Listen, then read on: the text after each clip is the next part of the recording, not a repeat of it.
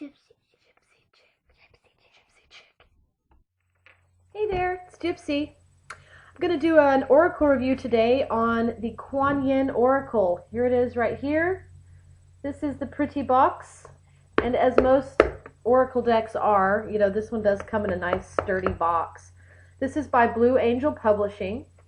The deck itself is done by Alana Fairchild, and the artwork is done by Zhang Hao.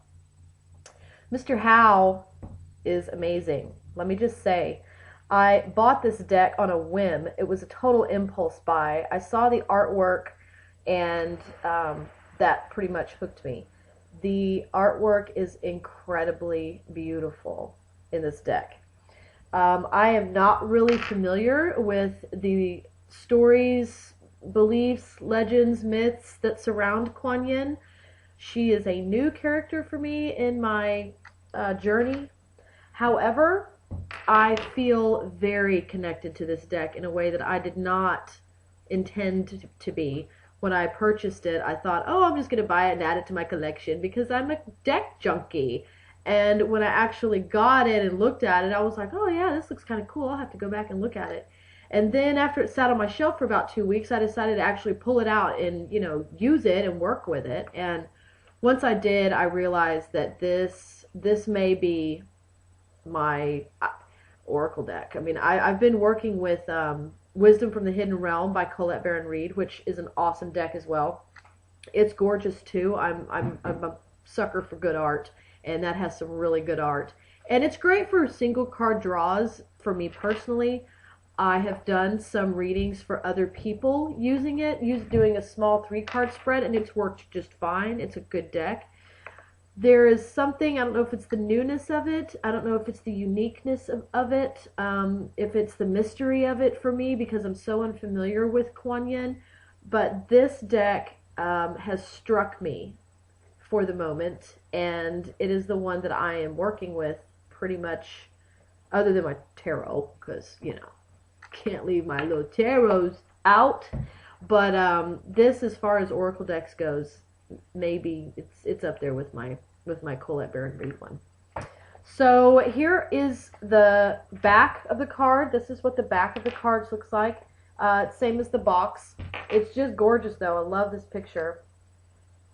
And then the cards, as you can see by the size of my hand, they're quite big.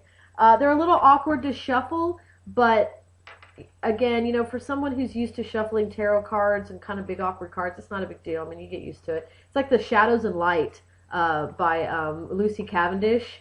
Those are really big also, but you get to where you figure out how to shuffle them. So this is the back, and then here is the front of the card. This is one of my favorites because it's crazy. The card is crazy. Many hands of the goddess. And I kind of picked out some cards. This deck does have breastises in them. Bare, nips, all of it.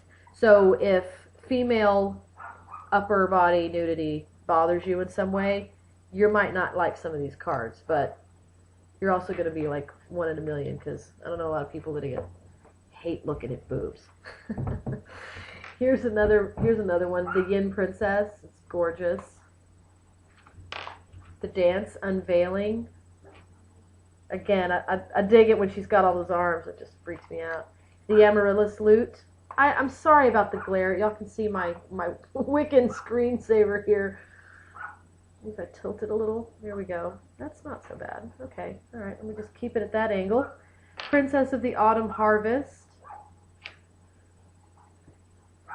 Radiant Moon of Compassion. I love that. I like the green color. Mother Fierce. I think this is probably my favorite card. It's fiery looking. It's got that mother aspect. It's just gorgeous. Does she have lots of hands? Look at all those hands. You know, mothers really do have to be like this. Especially when you have as many kids as I do. I could totally use that many arms. What is this? Dance of the Butterfly Queen. Gorgeous. Enter the Jade Temple. Again, absolutely beautiful. Sisters of the Star Blossoms. I love this one because it has 3 sisters in it. So there's that one. Maiden Magic. Oh, Maiden Maju.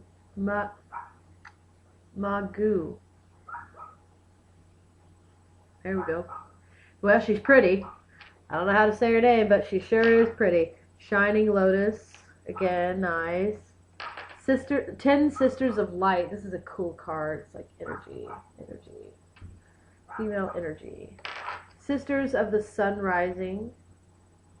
Lots of female. This deck is just chock full of female energy. It's just pretty much all female energy. Yeah, it is. It is. Just, there's no pretty much about it. It is complete female energy. Complete female energy. Book of Changes. Changes. Veil of Shadows. This is a gorgeous card. This is another one of my favorites. It's kind of dark, but I dig it. I can dig it. Oh, I have one more. Turquoise Lotus Mother. Now there are, I don't know if I said this earlier, there are 44 cards in this deck. And I have, one sec, let me move these out of the way. In the guidebook it's a pretty good length guidebook. Here's the guidebook, Kuan Yin Oracle Guidebook. I did my nails for y'all, did you notice? I did them all fancy for you. Anyway, guidebook, pretty good length, very thorough descriptions. Here's an example. It has like a thumbnail, kind of just a little black and white, just an example of the card. They are numbered, so I know a lot of Oracle decks are not numbered. This one is, so it's very easy to reference. It's got the numbers down here at the very bottom, right there. So you can go look it up here, and there's the number. Title of the card. Then it has kind of like a little quote, you know, like a blurb for the whole card, kind of a summary statement. And then you have your meaning, and that goes on for a little bit. And then there's always some kind of an exercise. From what I've seen, most of them are kind of meditative exercises where you can kind of focus on this particular card or meaning. This is really nice when you're doing a daily draw. You know, that's kind of what I use Oracle cards for most of the time, is for doing a daily draw. And for my non-pagan friends, my non-card reading friends, my muggle friends, you know, I kind of explain it as it's like a devotional. You know, I know, like, you know, when I was Christian, whenever, you know, my Christian friends, they identify with that. When I tell them I do my daily draw, it's kind of a time for me to kind of reflect and kind of go inside my head a little bit and think about things, you know, from a higher perspective. And I tell them, I said, it's kind of like a devotional. It's like a daily devotional. You know, oh, okay, I get that. You know, someone outside of the card world is going to be like, daily draw. I'm sorry, what? You know, so you say devotional, and all of a sudden they're like, oh, yeah, okay. So it's like that. And this is really handy, especially if you're using them in that way, because it gives you an exercise to go with it. It gives you a focus. It gives you something to put your mind around, so you have, you know, a clear focus when you're sitting there meditating. It also has a prayer at the very end of every description that you can pray to Kuan Yin if you feel compelled to do so. They have a little prayer here that is specific to that issue for that card. So that's the guidebook. It also has spreads in the very beginning. There's one called Kuan Yin's Mirror. This is really kind of more of a 3-card, like a relationship spread. And then it also has the Lotus Blossom for general guidance. So this is really good for like open readings.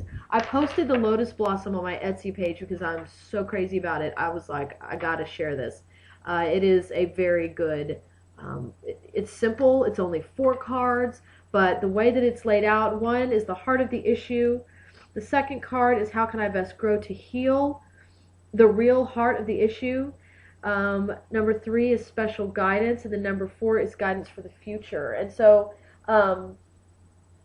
it's the layouts that I've done so far, that I've done for myself, have been incredible. So I'm looking forward to doing it for someone else to see if it does the same thing for other people. I am crazy about this deck. I really did not expect to feel so into this deck. But sure enough, it's, you know, it's really, oh, I have that one too. Messenger Oracle. I'll have to do a review on that one. I have that deck also. But anyway, like I said, this is from Blue Angel Publishing. It's a great company from what I understand. This is the first deck I've ever bought from them. Oh wait, no it isn't. I don't know. I bought so many I don't know anymore. I don't know. Anyway, it's pretty. Oh, it was published in 2012. This is from last year. I guess that's all I have on this deck. I can't say enough good things about it. You know, if you have any questions or comments, I would welcome any information that you guys have on Kuan Yin. I am not familiar with this person, or this deity, or I'm not sure even what her origin is. I don't know if she's Chinese or Japanese. I have not done my homework when it comes to Kuan Yin trivia. So I welcome comments having to do with Kuan Yin and what you know about her, and you know, if you work with her, let me know. I want to hear what she does in your life. If you have the deck, holla. So don't be strangers. It's okay to be strange. You guys, blessed be.